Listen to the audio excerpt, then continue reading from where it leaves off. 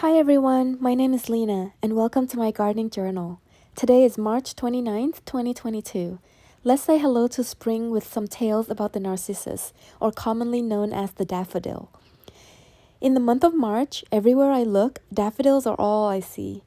They just stand out from everything else with their bright color. Today, I'm taking you on a daffodil field tour in the city of La Conner, north of Washington State. And as we admire these gorgeous and cheerful daffodil flowers, we'll discuss some meanings, symbolism, myth, legend, and some common beliefs that revolve around them.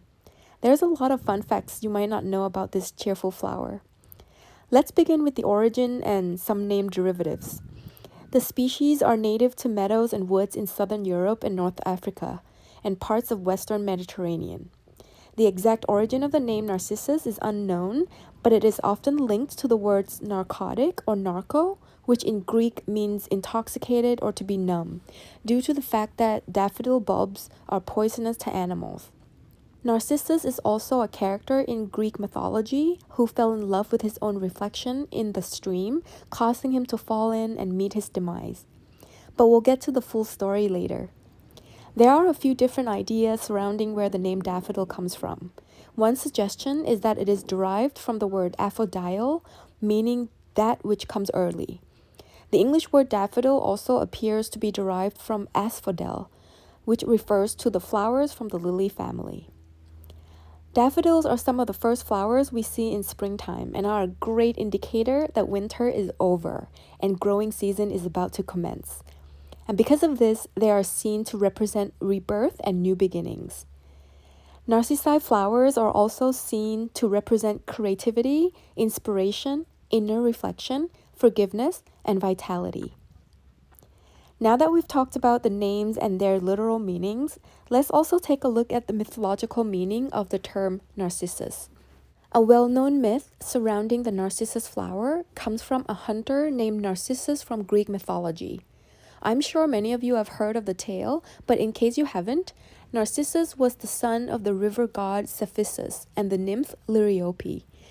He was an incredibly handsome man who was loved and desired by so many. But to those who adored him, he showed them nothing but disdain and contempt. One day, he was hunting in the woods when a mountain nymph named Echo spotted him. Attracted by his remarkable beauty, she immediately fell for him and decided to follow him. When Narcissus sensed that someone was following him, he shouted, "Who's there?" Echo responded by repeating his words back to him because that's all she could do. Eventually, she decided to reveal herself and embrace him. He rejected her advances and told her to leave him alone. Heartbroken, she spent the rest of her life roaming the woods and wilted away until all that remained of her was an echo sound. When Nemesis, the goddess of revenge, learned of this truth, she decided to punish Narcissus by drawing him to a stream where he could see his own reflection in the water. Unable to look away from such perfection, he fell in love with his own reflection. After a while, he realized his love wasn't going to be reciprocated, but he couldn't bear to leave his reflection. After staring at it for a few days, he grew exhausted and fell into the stream and drowned. It is said that daffodils are also called narcissus because they commonly grow on the banks and streams and rivers where Narcissus perished.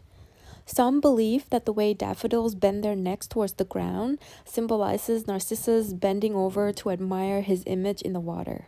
And this is why daffodils are sometimes said to represent vanity and unrequited love. The psychological term narcissism also comes from this tale, to describe people who are attention-seeking and have a high opinion of themselves. Okay, that's all about the names and their backstories. Let's talk more about what this flower symbolizes. Some cultures believe that daffodils bring wealth. In Wales, where daffodil is the national flower, it is said that those who see the first daffodil of the season invite wealth for the following 12 months. Similarly, in China, legend states that if a daffodil blooms in your garden on New Year's Day, your house will have good fortune for the rest of the year. The daffodil is also a national flower symbolizing the new year in the Iranian culture. Most cultures celebrate the narcissus as a symbol of hope and joy, which is a big leap from medieval times, when Europeans believed that it was an omen of death if a narcissus flower dropped as you looked at it. Another common belief is that giving a single daffodil can bring misfortune, so this flower is often given as a bunch or a bouquet.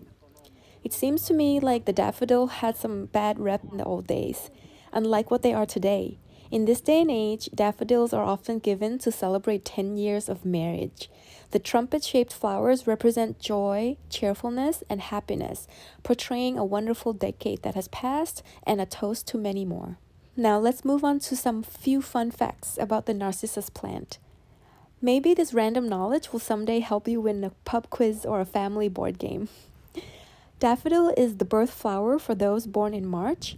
Its sap contains calcium oxalate, which forms little bundles of crystals in the leaves and roots, and that stops it from being eaten by animals. Unlike tulips, which are much loved by deer, rabbits, and squirrels. Daffodils are grown commercially in Wales, where an alkaloid is extracted for use in Alzheimer's medication. You might be surprised to learn that there are more than 13,000 varieties of narcissi and over 50 different species. All come from the Amaryllidaceae family. Now that we know all about narcissi flowers, let's talk about some tips on how to look after them. Daffodils are a great entry-level plant. If you are a novice gardener trying to flex your green thumb, this plant is a good choice because it's easy to plant and care for. Plus, animals will most likely leave your bulbs and flowers alone.